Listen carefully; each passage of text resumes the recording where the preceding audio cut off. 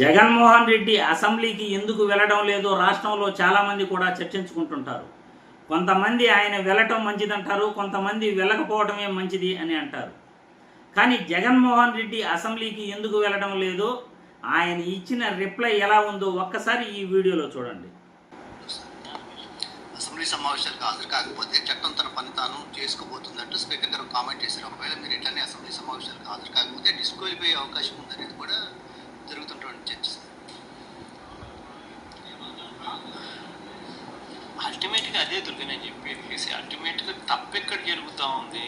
నువ్వు అసెంబ్లీ అన్నది ప్రజల గొంతు వినపడకుండా నీ గొంతులు మాత్రమే నువ్వు వినిపించే కార్యక్రమం చేస్తే నీ అసెంబ్లీ సమావేశాలన్నీ ఏం జరుగుతాయి? ఆత్మస్తుతి, పరనింద అంటే జరిగేది. ఆత్మస్తుతి, పరనింద, నీ అబద్ధాలు, నీ మోసాలు, వీటి ప్రొపగేషన్.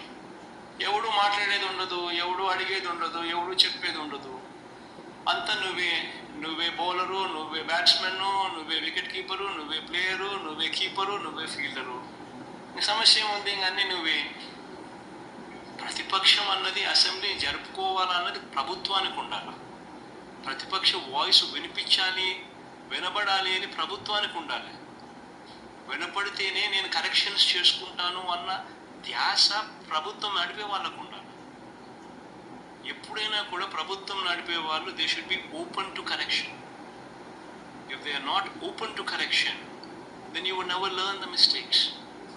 విననప్పుడు, కనపడనప్పుడు, వినకూడదు అని అనుకున్నప్పుడు నువ్వు తప్పులు చేస్తూనే పోతావు. చూశారుగా, జగన్మోహన్ రెడ్డి చెప్పిన దాంట్లో ఏమాత్రం కూడా ఎక్కడ కూడా మిస్టేక్ లేదు. తెలివైన నాయకుడు, తెలివైన ప్రభుత్వం అంటే ముందుగా ప్రతిపక్షానికి వాయిస్ ఇస్తారు. ప్రతిపక్షానికి కావాల్సినంత సమయం ఇచ్చి వాళ్ళని ఫస్ట్ మాట్లాడమంటారు.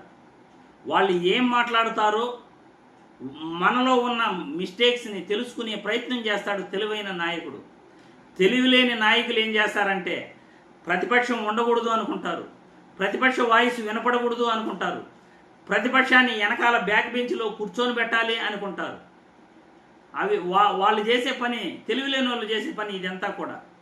చంద్రబాబు నాయుడుకి తెలివి లేదు, పవన్ కళ్యాణ్కి అసలు బుర్ర లేదు, లోకేష్ బాబు ఇంకా బుర్ర లేని వ్యక్తి.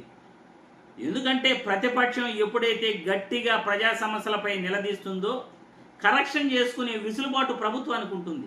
మనం ఏం తప్పులు చేశామో కరెక్షన్ చేసుకోలేకపోతే నువ్వేం నాయకుడు అయ్యా, నువ్వేం ముఖ్యమంత్రి అయ్యా, నువ్వేం ప్రభుత్వం నడుపుతున్నావు అని నేను చంద్రబాబును ప్రశ్నిస్తున్నాను. జగన్మోహన్ రెడ్డి మాట్లాడింది 100% కరెక్ట్. ప్రతిపక్ష హోదా ఇస్తేనే ప్రతిపక్ష పార్టీలు మాట్లాడగలుగుతాయి. నేను బ్యాక్ బెంచీలో కూర్చొని పెడతాను, వాళ్ళపై నేను ప్రతీకారం తీర్చుకుంటాను, లోపల ఆనందిస్తాను అని అంటే నువ్వు అసలు నాయకుడివే కాదు. వాళ్ళ గొంతు వినిపించే ప్రయత్నం చేస్తేనే నువ్వు గొప్ప నాయకుడు అని ప్రజలు అనుకుంటారు. నీలో ఉన్న తప్పులు వాళ్ళు ఏదైతే ఎత్తి చూపుతారో వాటిని ఎప్పుడైతే నువ్వు కరెక్షన్ చేసుకుంటావో అప్పుడు నువ్వు మేధావి అవుతావు, నువ్వు గొప్ప నాయకుడు అవుతావు.